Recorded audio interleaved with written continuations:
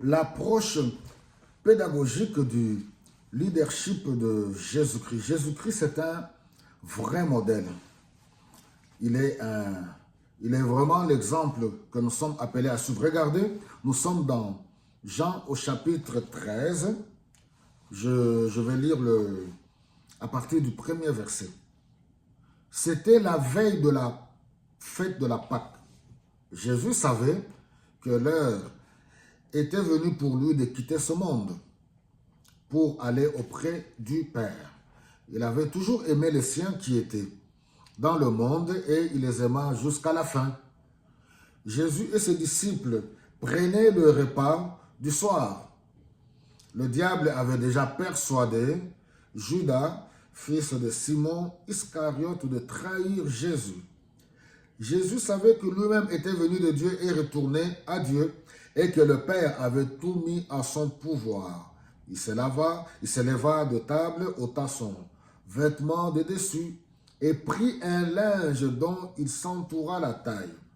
Ensuite, il versa de l'eau dans une cuvette et se mit à laver les pieds de ses disciples, puis à les essuyer avec le linge qu'il avait autour de la taille.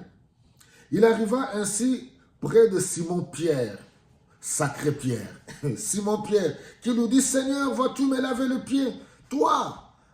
Jésus lui répondit, « Tu ne saisis pas maintenant ce que je fais, mais tu comprendras plus tard. » Pierre lui dit, « Non, tu ne me laveras jamais les pieds. » Jésus répondit, « Si je ne te lave pas, tu n'auras aucune part à ce que j'apporte. » Simon-Pierre lui dit, « Alors Seigneur, ne me lave pas seulement les pieds, mais aussi les mains et la tête, et ainsi de suite. » Je prends le verset 16. « Oui, je vous le déclare, c'est la vérité. Un serviteur n'est pas plus grand que son maître, et un envoyé n'est pas plus grand que celui qui l'envoie. Maintenant, vous savez cela, vous serez heureux si vous le mettez en pratique. » Et ainsi de suite.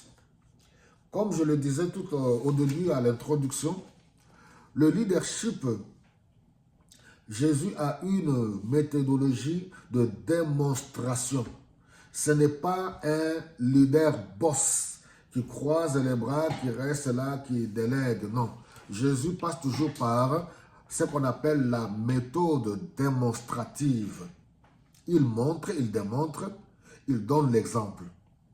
Alors, c'est à cela que nous sommes appelés, tout enfant de Dieu. Vous réalisez là, c'était à la veille de la fête de la Pâque.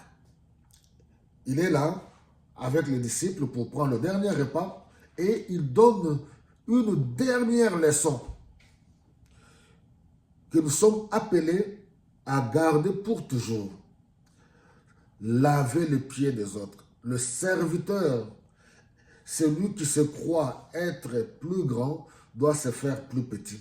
C'est-à-dire, par ce signe de laver le pied, lui qui est le maître, il lave les pieds de ses disciples. Ça veut dire que nous sommes appelés à prendre soin des plus faibles. On est appelé à être des serviteurs des autres, être des serviteurs des uns et des autres. C'est un signe d'abord d'humilité, c'est un signe d'amour. Prendre soin des autres, savoir accueillir les autres, se préoccuper des autres, rechercher le bien des autres, non pas rechercher ses propres intérêts. Voilà la leçon que le Seigneur transmet aux disciples. Il dit, ces choses, vous les connaissez, mais vous serez heureux lorsque vous allez les mettre en pratique. Tous comme nous sommes là, théoriquement, nous connaissons ces choses. Mais la chose la plus importante, c'est de mettre cela en pratique. Aimer l'autre, prendre soin des autres, se préoccuper de mon prochain. Parce que c'était la tâche la plus sale. Imaginez, à l'époque, quand les visiteurs arrivent, ils ont marché autant de jours. Les pieds se sont salis, ils ont des sandales. Il faut ôter leurs sandales, laver les pieds. C'est un signe d'humilité où on se dépouille de soi-même pour prendre soin de l'autre. C'est une tâche salissante. Et comme on voit dans les églises, les gens se battent tout le temps pour les tâches visibles. Les gens se battent pour le micro. Les gens se battent pour la visibilité. Mais que l'Esprit de Dieu nous aide et nous guide.